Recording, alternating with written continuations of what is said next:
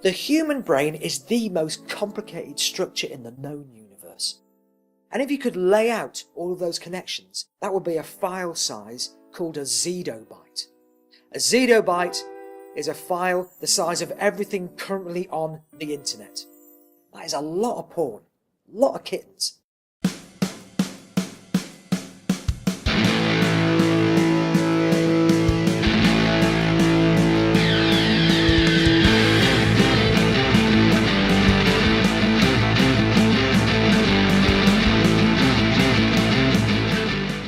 My first memory is of standing underneath the ironing board, holding onto the cross part of the legs, and I can sense my mum standing behind me, and the smell of the ironing, and there's a light pouring through the glass door into the back of the house. See, it's almost like we've got these two forces fighting for control of our memories. It's not exactly good versus evil, it's a bit more Batman versus Superman, only without the silly outfits and the CGI.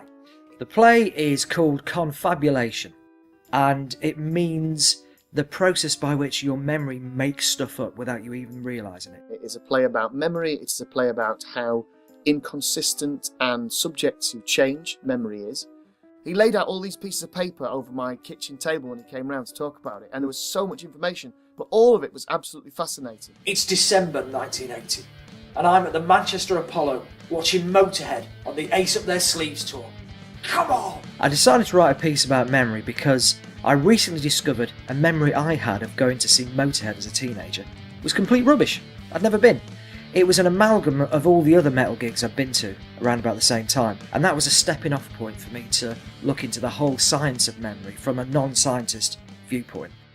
And if our brains are that huge and impressive, and that full of porn and kittens, why would they make up things like Motorhead gigs? Our brains are storytelling machines and they fill in the gaps. I'd like people to come away from the show having been entertained. Obviously, I think that's the least you can expect in theatre. I'd like people to have been made to think about the subject matter. Eamonn's a very funny man and the material's great, and the way he's treating the science is very light and very witty and very smart. If people understood how memory really worked, I think we'd all reevaluate how we think about ourselves and how we think about the past. The author Tom Robbins famously said, "It's never too late to have a happy childhood." And I think that's a nice positive way of looking at the unreliability of memory. It's up to you to remember it however you want. And in a way, thank God we confabulate.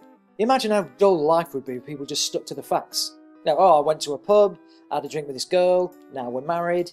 It's not really the making of a show, is it? It's barely an anecdote.